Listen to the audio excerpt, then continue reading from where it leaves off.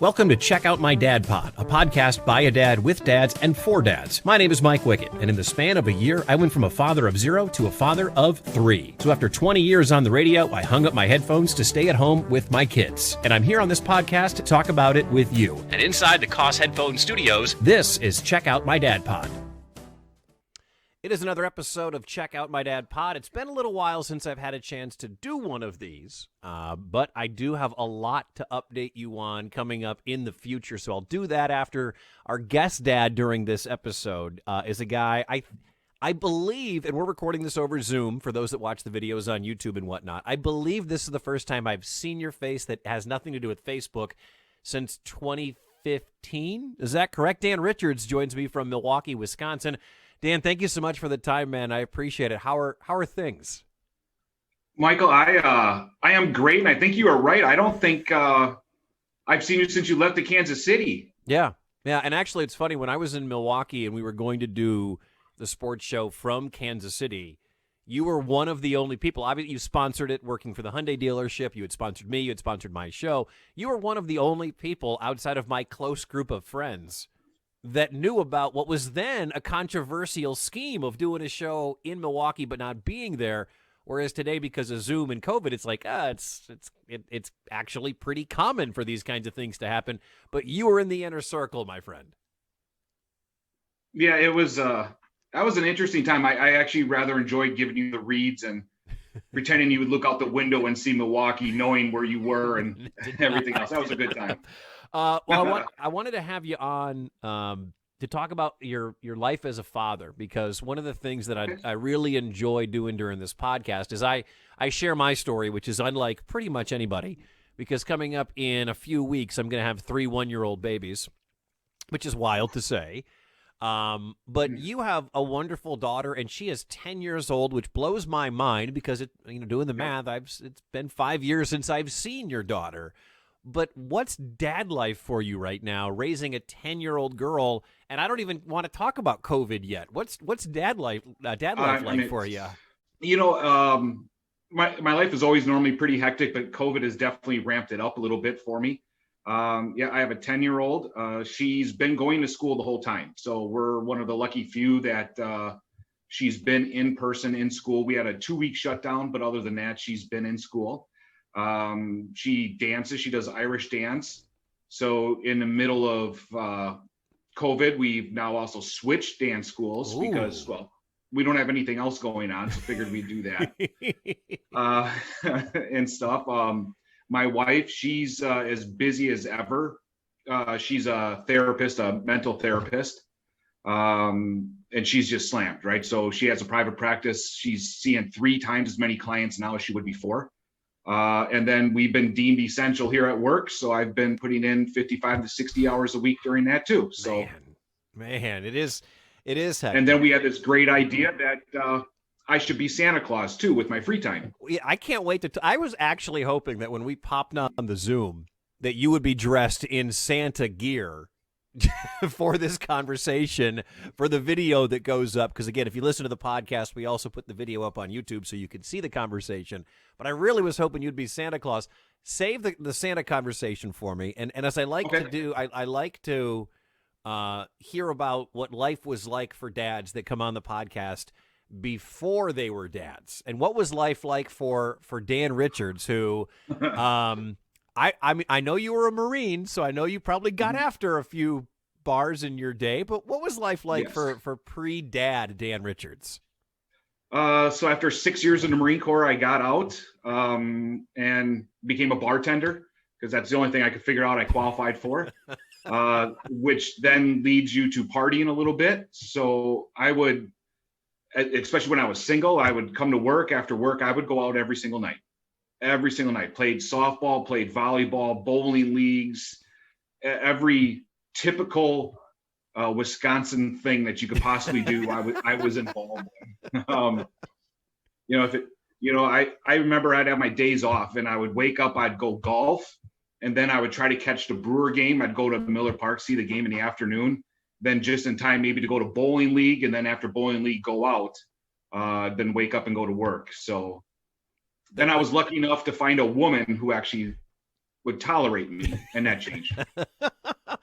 All that time, and you were living the bachelor life and you were in your 20s. Yes. Did you think, man, I got to slow this stuff down. I want to become a father? No. No. It actually never hit me about the whole, not even after being married. So not even after that, it hit me, not until that time that the wife comes up and says, I'm pregnant. And then that hit me like that's a punch to the face, man. That's what that is. I didn't know if I should smile, be happy, hug her, go throw up. All of the above. No, we wanted a kid, but that was the reality, right? It sinks in when you hear those words, that it's real. And I probably got to change my life a little bit, and it changes it for you instantly. Yeah, you got to slow a few things down, especially. Mm-hmm. I can relate to that, Dan. I mean, you and I have our differences. You and I have our similarities. I think that's one of them. Absolutely. Your wife, Robin, is a fantastic woman. What was it like for you while she was going through her pregnancy? Did you feel added pressure? Did you feel scared when you were getting ready to become a dad? Because that's always an interesting time when I start talking to my friends. I'm the last one to have kids in my group of friends. But when I start talking to some of these guys, it's interesting to hear their story about becoming a dad, like that 9 months of, okay, when's this going to happen? Well, yeah, it was a mess. So we didn't even get 9 months. So we had 7.5 months. So my daughter was born 6 weeks early. And then the 4 weeks before that, my wife was in the hospital. So she had a small tear, a rupture. So she got sent. So at that point in time, we were living in Kenosha, Wisconsin. So down by the border. I worked up by Milwaukee. It was a Saturday. I still remember this 10 years ago. I still remember this. I just made it all the way up to work. And I get this call from a nurse saying that your wife called in. She had a rupture and we're taking her to the hospital. So I turned around. I made the 45-minute drive back in about 20 minutes. Got all the way to the hospital. The doctors were freaking out. And then they flew her up here to the hospital in Milwaukee. And then it just went from there. So she was in the hospital for 4 weeks. And they finally said it's time to go. And then she came. So she came 6 weeks early. We never had any of the classes. I didn't even have the nursery done. Oh yeah. I mean, I didn't even start at the time when Robin went into the hospital. We haven't even really discussed it. We're like, it's months away, right? So plenty of time. And I procrastinated every single thing I do in life. So we got plenty of time. So no, we didn't have a lot of time at all. But then I spent, so for, I think it was 8 weeks, total of 8 weeks, I slept in the hospital on a couch and did that. So, so I had a little bit of a different road to having a kid than most people, but I enjoyed it. I look back now and it was pretty good. It really brought my wife and I even closer together and just made having a kid even more special just because of the hardships that she went through. And it almost begs the question in a situation like that, when do you feel more pressure as a husband or as a father? I would tell you it was husband first, right? So it was making sure everything was good with Robin. That was it. And then once she had delivery, once my daughter was born, and then I knew my wife was okay, then it definitely went to the kid. It was kind of funny because you see in those movies, right? And everybody tells you the baby comes out and they're screaming and they're crying, and that's a good thing. And that means that the kid's healthy and the kid's great. And Belle comes out, she's completely silent. I later find out it's the only time in her life that she ever was silent, but was not saying a word. Right. And to me, looks blue and all this crazy stuff. And I'm just freaking out. Right. Yeah. And the doctor's like, hey, don't you want to take a picture? And I'm like, okay. So I take out my phone quick and I take a selfie. And I got this great picture. This picture that, the kid, 15 seconds out of the womb, me taking a selfie with this kid just covered in goo, baby stuff, goo. And but then they rush her out right away. right? And then all of a sudden she's gone, and I'm kind of like, well, what's going on? No one's really filled us in. So anytime that you have a premature baby, they go right to the NICU.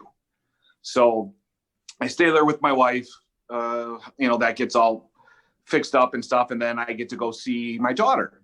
And I go in there, and she's in a incubator, right? Plastic incubator, oxygen on her nose, IV come out of her head. It was insane. It wasn't anything like I read in a book or saw in a video. It's terrifying because my son, we had twins, and my son was born much smaller than my daughter in January of 2020.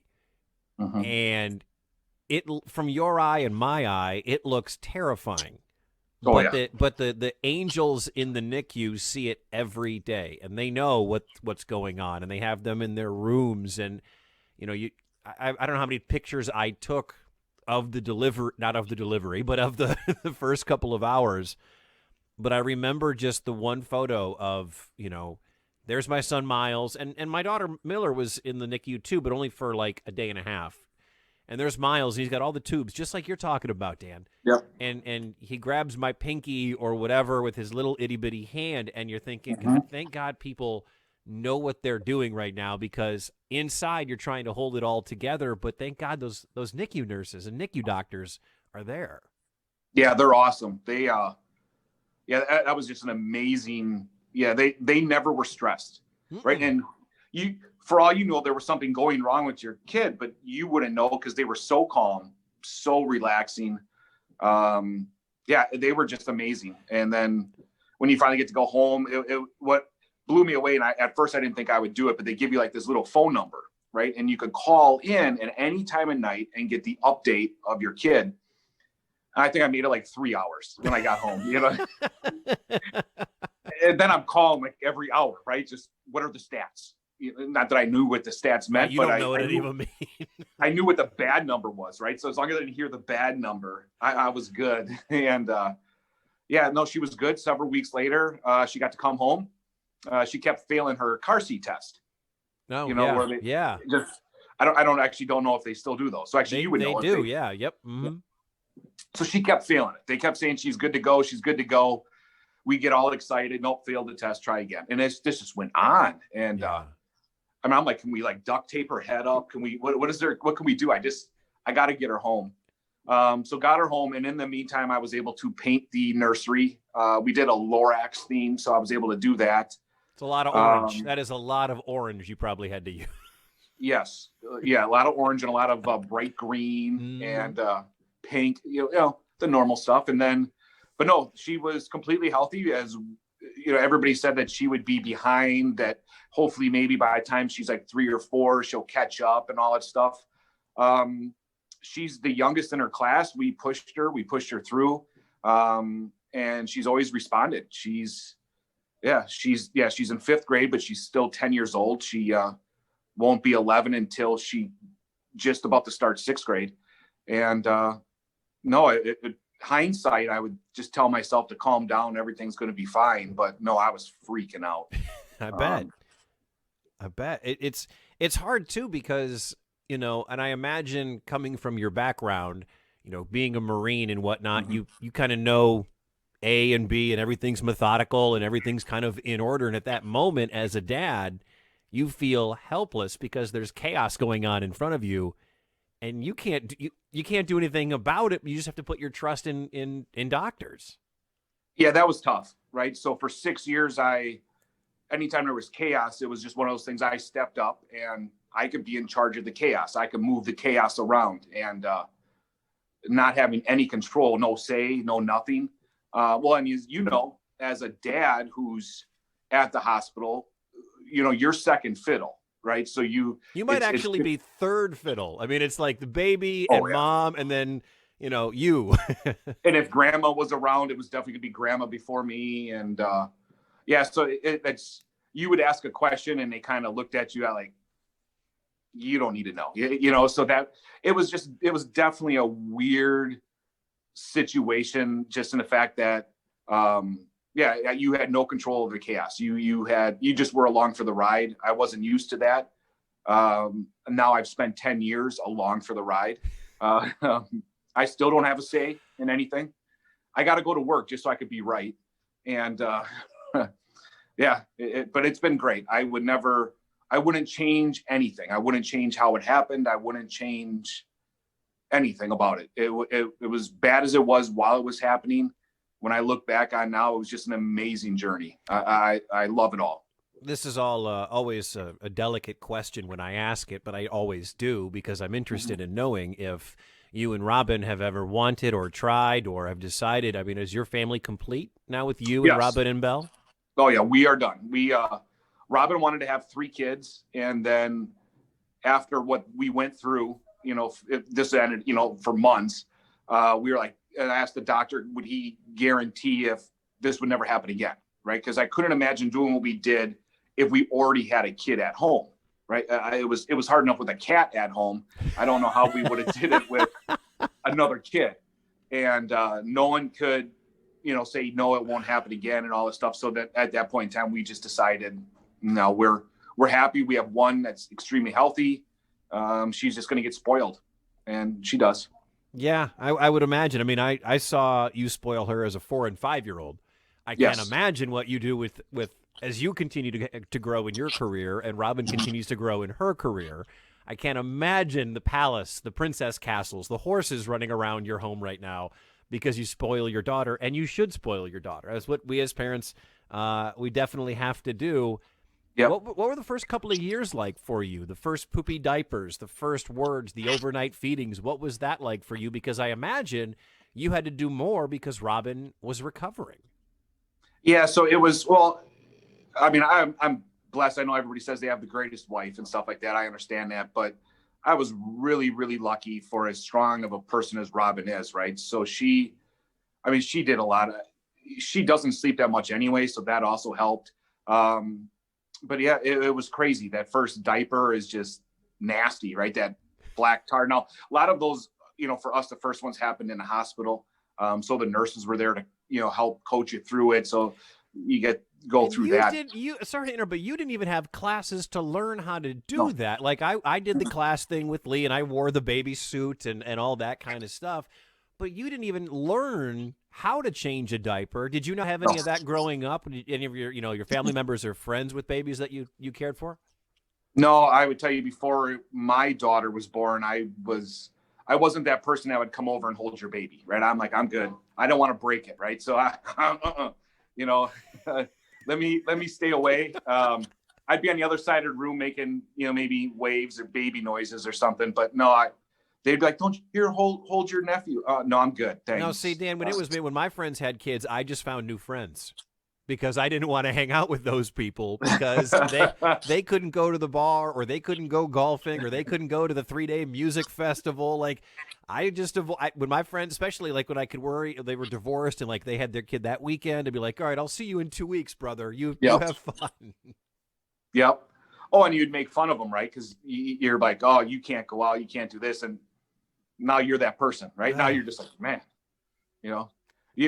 right now you're excited if you get to go to the gas station by yourself, Especially during COVID, Yes. I mean, honestly, we go to my sister-in-laws once in a while. We go to my mother-in-laws. They will usually come to us because it's hard to transport 3 babies. I think I played 1 round of golf this summer, maybe 2. I don't even know. Like you just, when you have kids, and you don't think of it when you're the guy that's single or the guy that has the girlfriend or the whatever that doesn't have the baby, you don't think about that. You're like, you're fine. No, this is exhausting.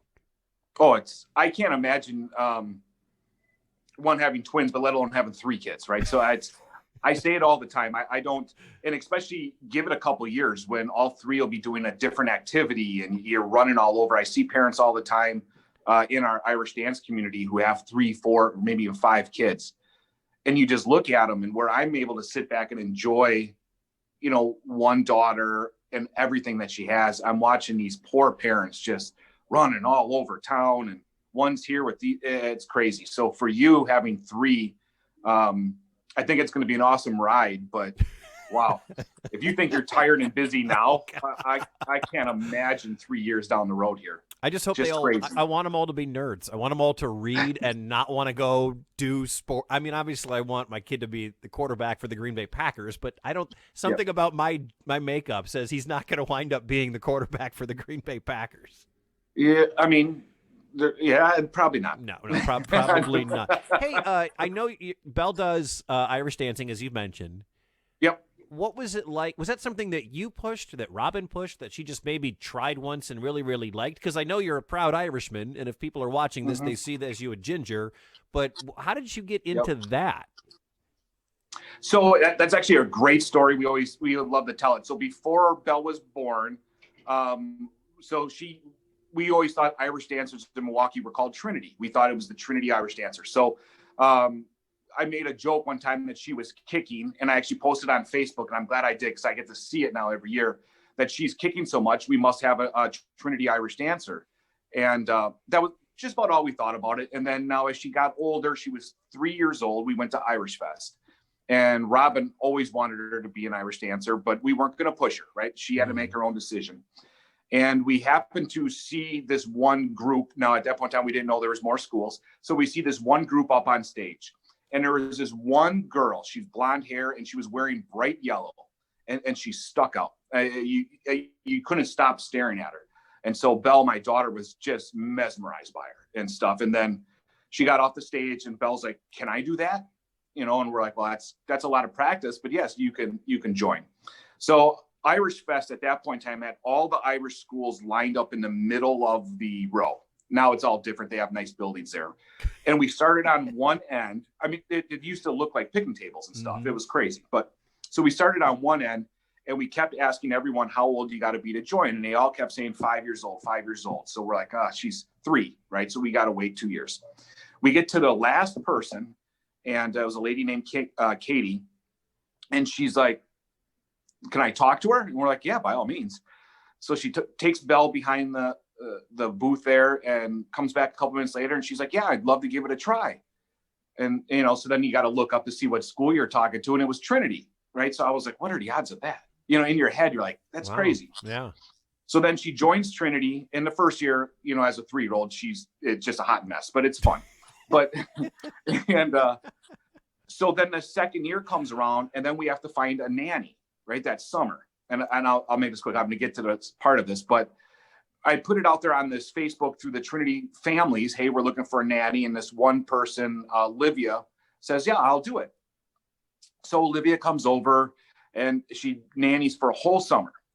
Get to the end of the summer, and now Belle's asking her questions about her Irish dance. So she shows a video, and the video she showed, she was the blonde hair girl in the yellow clothes on stage. Wow, it comes full circle. Yeah, so it was just crazy. So we were like, I just couldn't believe it. So, now that Olivia, she has since graduated from college and moved on, we still talk to him. She's a great woman, but that just really pushed my daughter, and she's been doing it for 7 years now. So when you watch her dance, when you watch her in her routines and her perform at the competitions and in the, I'm sure you travel around the Midwest for these things. You probably log. Well, we used to. What's going through your mind when you see, as a dad, watching your daughter dance? So the first competition, you don't want to admit it, but someone's cutting onions next to you a little bit, so you kind of welling up, and it's pride. But I would tell you, up until like last year and a half ago, when I finally watched her, and I was like, wow, like she's like legitimate Irish dancing now. Like, you're like, holy cow, like, you're really, really good. And that's when it soaked in, and, you get pride all over again. So it was always fun just to see her dancing on stage and doing performance and competitions. But now you see her like get locked in, and focus in and go on there. And it's just awesome. I enjoy watching it. I'm 100% a dance dad, 100%. Do you know the routine? Can you do the routine? Her wig, her makeup. I'm incredibly fast at changing shoes. Yeah, 100% I'm a dance dad. I'll admit it. Man, if you could get back in that DeLorean and go talk to bartender Dan or Marine Dan and say, you're going to be a dance dad who can change makeup and wigs like that, what would that Dan have said to this Dan? I wouldn't have believed it. There was, it's funny, we're talking about this now, and I was thinking about this a couple of weeks ago, how different I am now as a person as 15 years ago, 20 years ago, even 10 years ago. Night and day. I would tell you, people wouldn't recognize me, by the way I act, the way I do that when I was 10, 15 years younger. You probably wouldn't be wearing that tie 10, 15 years ago. You probably would have kicked your own butt for wearing that tie. But it is a Christmas tie. It is a Christmas tie, which how has, and I do want to talk more about that. Yeah. About how you've grown, because, when I left Milwaukee and Belle and I were friends, she was a fan. She was heartbroken that you left. I mean, she cried. You drove me to the airport, and she came to the airport to see me off. Like I was crying when I was getting on my flight, leaving Milwaukee for the final time. But in the last 5 years, how have you watched her change? How, as a dad, what is it like watching her go from baby to toddler to young girl, and in another 5 years, she's going to be driving? It seems like a blur. Honestly, the last 5 years seem like it's been 3 months. It's incredible. So we're looking at kindergarten she's now going to middle school. Wow. Belle's in middle school. Oh my God. It's crazy, but it's just awesome. She is so her mom. I mean, they are spitting images of each other. They act the same way. They talk the same way. Now they fight like sisters all the time, but it is what it is. Mm-hmm. She is 100% a mama's girl. Eventually, I heard that little girls go to their dad, but that hasn't happened yet. No, it's just been a blur. It's just amazing. You really noticed it during COVID. So when their school shut down in March, right? So in March, she lost all her dancing shows. They lost St. Patrick's Day that they spent 6 months practicing for, lost the parade, and then school was done. And my daughter loves school. She had one day that she was sad, and then the next day, it didn't bother her. She was up and she was learning. And I always joke, I learned more from my daughter during COVID than she ever could have learned from me. I've seen your Facebook posts. I believe that. Oh, I mean, she's like, oh, Dad, just log in here, do this. And it's crazy. I believe they're so much smarter than we are. Yeah. Thank God I have her. Right. So, I mean, it's in my first Zoom meeting at work. I'm FaceTiming my daughter, my 10-year-old, to let me know how I got to turn this thing on. Cause I have no clue. I'm like, I'm in the car business. We go face to face. We don't Zoom. I'm like, what is Zoom? And, but no, she loves taking care of little kids, which I just enjoy seeing. So if there's a kid who's a year or two younger, I need a babysitter. I got 3 of them. Does she want to come take care of 3 under 2? She would, but I don't think you'd want to see her house after what it looks like after she's it's a there. Disaster here anyway. Hey, that doesn't get better with age. I believe it. Yeah. She's 10. It's still, you can't walk in a room without stepping on a Barbie or something. So, over the last few years, I've seen your wife post on Facebook and you post on Facebook about the battle she had with cancer. Yep. And beating that. How hard? Yep. And if you, without getting too into it, it is to me an important part of your story because you're alongside your wife, you're along her side beating cancer, and you're also still there with your daughter. Like, what was that dynamic like for you? That was interesting. 2 years ago, as a matter of fact, now, so almost exactly to the date. It was difficult. It was, you got to be supportive, for my wife and try to be strong. But then also have to show my daughter, and we didn't know. So I'm telling my daughter, everything's fine. It's good. She had dance competitions during it. So we'd see Robin in hospital. Then I'd quickly take my daughter to a dance competition, do all that stuff during it. And, and deep down, I'm freaking out. Right. So every moment I had by myself, I was just freaking out. I'm like, I can't raise a daughter by myself. Right. So that was like the biggest thing. And I don't mean to make that sound selfish, but it was just like, I can't do this by myself. I need my wife to get through this. we're blessed with some great friends who really stepped up, and they have daughters who they play with. So they'd have a lot of play dates. So we would set it up where, if there was this meeting or all that stuff, Belle would be occupied and stuff like that. And she actually didn't know it was really cancer until I think it was my mom, her grandma was talking to a nurse and overheard it. I want to say that, yeah, my daughter was at her normal annual checkup. And so then the nurse asked my mom about Robin, about cancer and all this stuff. And that's when it really sunk into her, because we were doing a pretty good job. She knew mom was sick, but she knew mom would be okay. And then it went downhill, right? So then Robin ended up having to have 5 consecutive surgeries right after that. We don't do anything easy in our life, in our family. So that we had to make that difficult. But then got through that. And I think that's why their bond is so strong, right? So then after several days when they could finally hug, and for the longest time, like then when we got Robin home, she had to be in a chair. She couldn't hug, couldn't lift her arms, couldn't do any of that stuff. And Belle was amazing, right? So then that would have been 8-year-old Belle was just taking care of her mom. And I mean, she grew up. She definitely grew up quicker because of that. And, but no, knock on wood, we are cancer-free 2 years. And she just had her last checkup last week, and all's good. So that's awesome. That's wonderful to hear. When I saw it, I was like, man, that is so great to see. And I thought, boy, what is this doing to Dan? And one of the questions I had, and you answered it, was, does Belle know? And I'm sure that as she gets older, it may make their bond even stronger. When she gets older and understands the severity and the gravity of what cancer really is. On a positive note, to kind of change gears here, I want you to tell me why you've decided to don a Christmas costume, a Santa costume, as I have seen. And if you are in the Milwaukee area and you see a man walking up to doors, waving at the Ring doorbell, it could be Dan Richards. Don't call the cops. It could be Dan Richards. Why'd you decide to do that? It's kind of funny. Everybody keeps asking me that question, and I think it's a culmination of everything. So my final tipping point was about 4 weeks ago. I saw someone post a picture of their kids seeing Santa, and I just couldn't. Oops, sorry about that. Speaking of the wife, I just couldn't take it any longer. I see this Santa, he's got the mask on, which I get, but then there's plexiglass, and then on the other side of the plexiglass is a bench, and the kids are sitting there with their masks on, and I just saw this picture, and I just was done. I snapped. I'm like, I'm no more. I'm like, I love kids, which is crazy, which is the change, from there.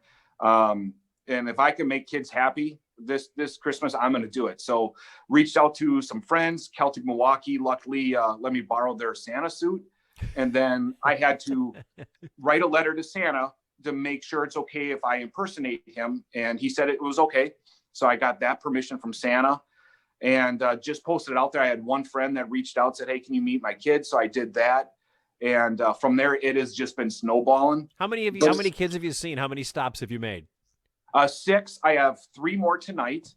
And then I have Christmas Eve. We're doing a stopping. But then I've also been at the end of my driveway, just waving to neighbors, waving to people driving by.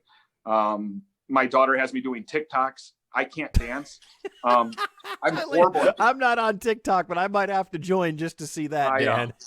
I do a mad Running Man. I could do that. And back in your heyday, that was it, man. You could get away with that, Well, exactly. So it was, it was just that. But all summer, it just started weighing on me as we're doing birthday parades and we're doing all this stuff. And it just, you sit there and as adults, we can overcome, right? We can adjust our lives. We can make do, but for a kid, they don't understand it, right? So they may understand that's COVID and they got to do this, but they don't understand why they can't see Santa. They don't understand why they can't do all this stuff.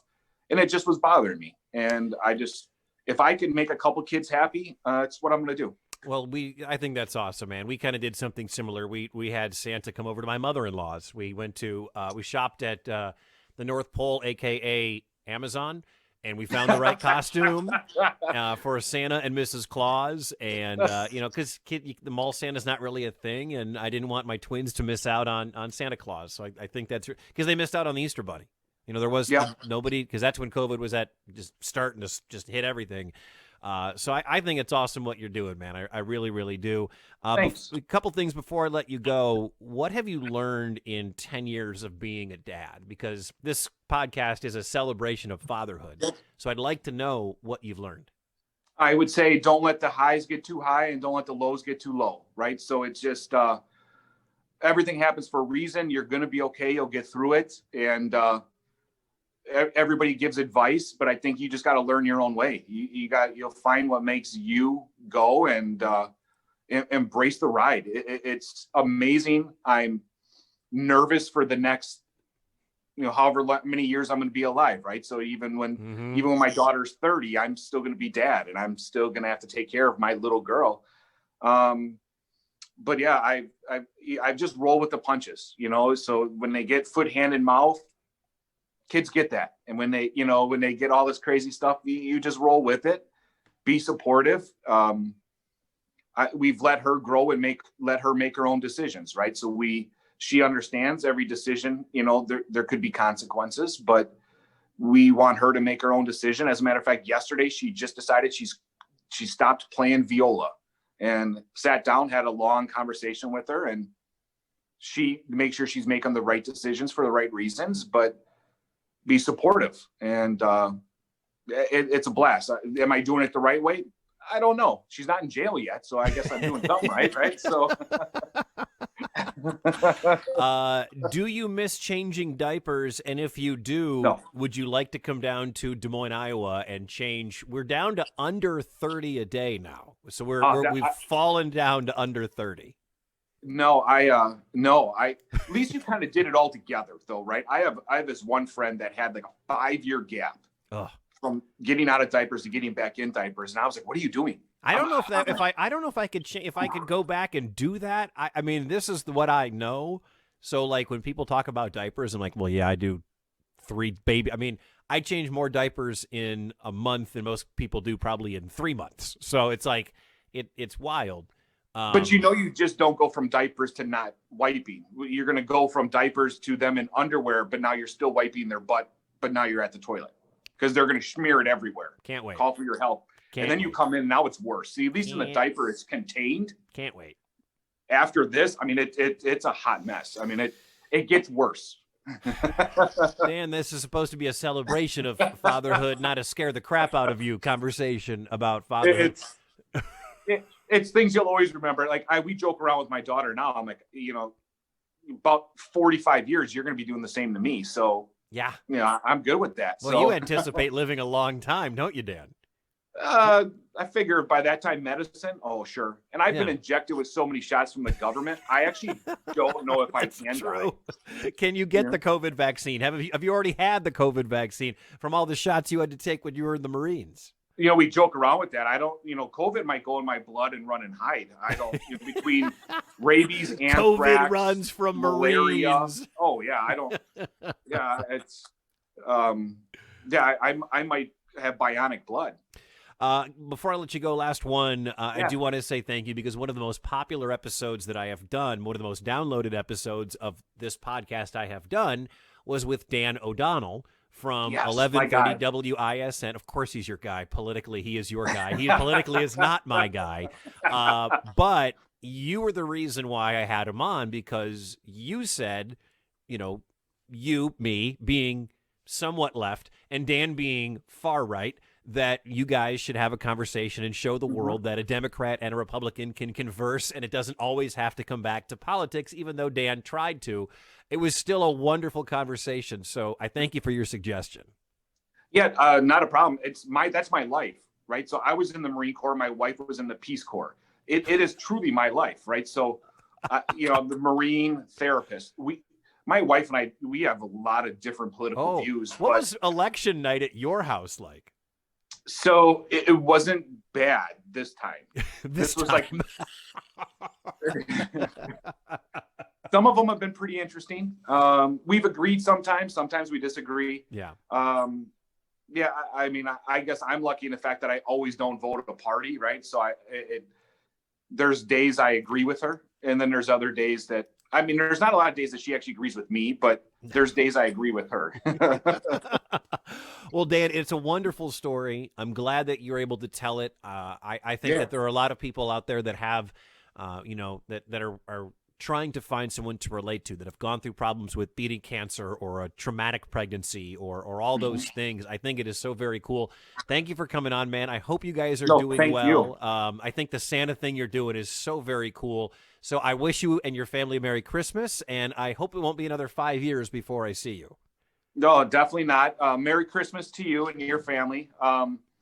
Definitely, if we, hopefully dance competitions start up soon, and we will definitely make our way out by you.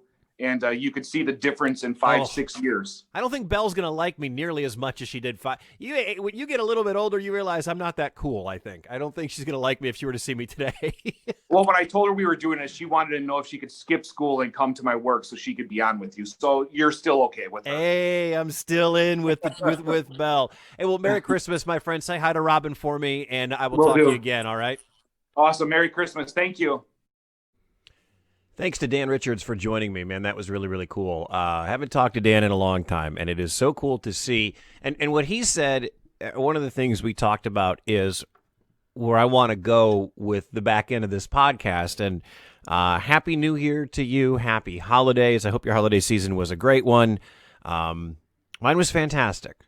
And what Dan talked about, and I haven't seen that dude in a long time, but he became a good friend of mine when I was living in Milwaukee. But one of the things that Dan talked about that is so special, he got to see it with his 10-year-old, and you heard him talk about his 10-year-old and watching her grow from being a baby. And I knew her when she was 4 and 5, when Dan and I were friends. Well, we are friends, but when Dan and I would see each other more often when I lived in Wisconsin. And the growth of your children is the greatest story that you can ever tell. I do believe that, and I'm learning that because I'm watching my kids all grow. Now, my twins, who, as I'm recording this, turn 1 later this week or next week, and then my oldest turns 2 later on in January. So the twins I'm watching kind of go through what Britton went through the first time around. And with Britton, it's a whole new world.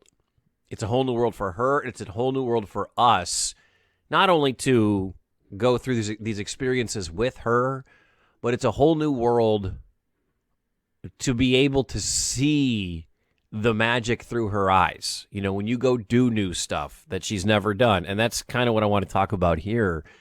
If you're a parent and you've gone through this, you know exactly what I'm talking about. But especially during Christmas, and I've talked about this before on the podcast, that,